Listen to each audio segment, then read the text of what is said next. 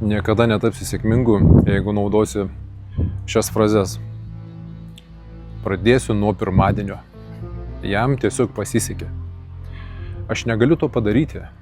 Tai nėra įmanoma. Neturiu tam laiko.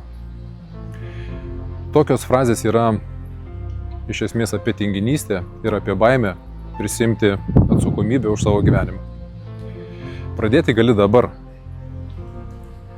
Sėkmė yra nuoseklaus darbo rezultatas. Kai pradedi klausti, kaip tai padaryti, atsiveria galimybės.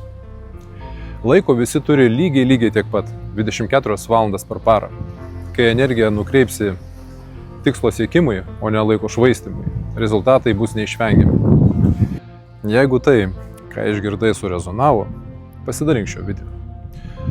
Galbūt kažkas nustos save apgaudinėti ir pradės veikti.